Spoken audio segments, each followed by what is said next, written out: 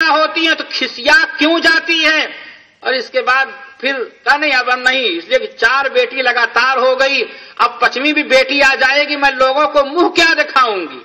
اور ہمارے یہاں بعض بے وقوف قسم کے لوگ تو ایسے بھی ہیں کہ بہو کے یہاں پہلی ولادت بیٹی، دوسری بیٹی، تیسری بیٹی، تو ساس کہتی ہیں جلدی سے چھوڑ ورنہ پورا گھر بیٹیوں سے بھر دے گی۔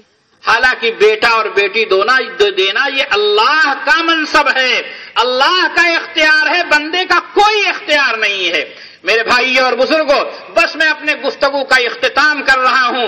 آج جو بیٹیاں ہمارے معاشرے میں ذلیل ہوئی ہیں، آج بیٹیاں جو ہمارے معاشرے میں کمتر سمجھی جا رہی ہیں، آج بیٹوں کی پیدائش کی تمنا کرنے والے تمنا کر رہے ہیں اور بیٹیوں کی پیدائش کو اپنے لیے منحوس جان رہے ہیں، اس کی 2 وجہ ہے۔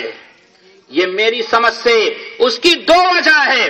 پہلی وجہ تو یہ ہے جو شادی بیاہ کے موقع پر بیجا خرچ اور جہیز کے نام پر ڈکیتی، یہ 2 وجہ ہے۔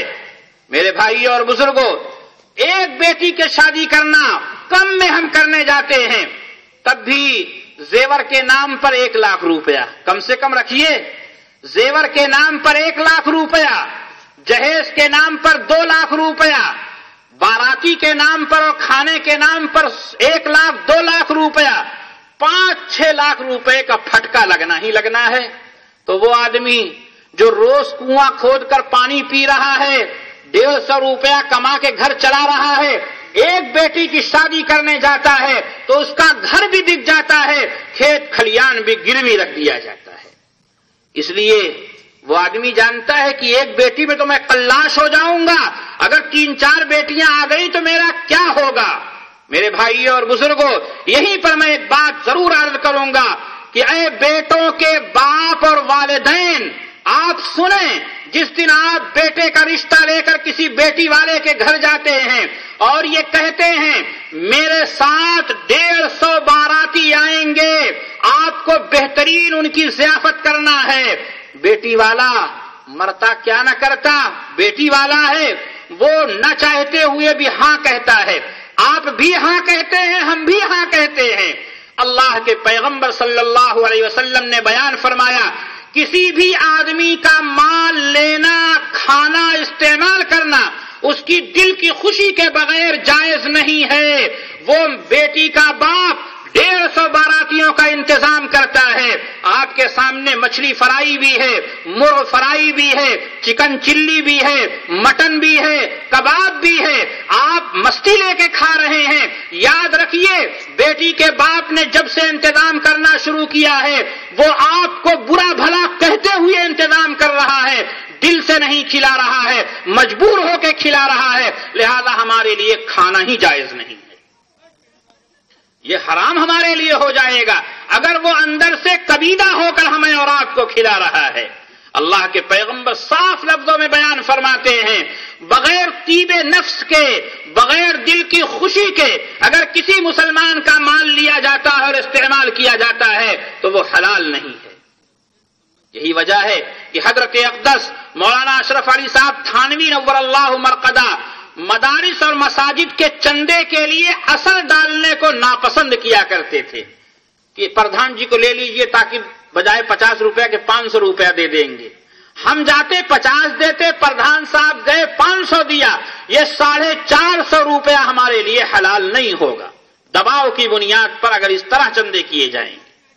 میرے بھائیوں اور بزرگوں، یہ پہلی وجہ ہوئی کہ آج شادیوں کے موقع پر جو نخرے ہیں، ایک بڑا نخرہ تو اور اب شروع ہو گیا۔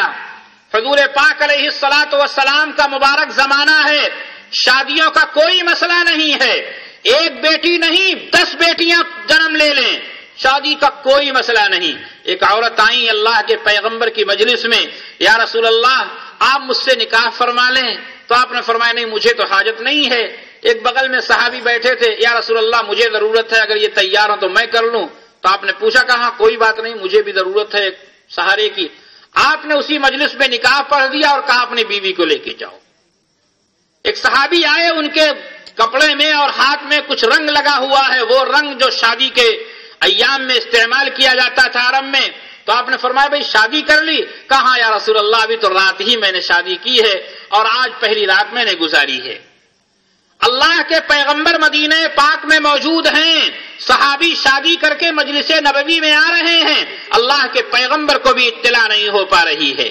میرے بھائیوں اور بزرگوں، شادی اتنا آسان تھی، 2 رکعت نماز پڑھ لیا کہ ایک بیٹے کا نکاح کر دیا، دونوں برابر تھا، دونوں میں کوئی فرق نہیں تھا۔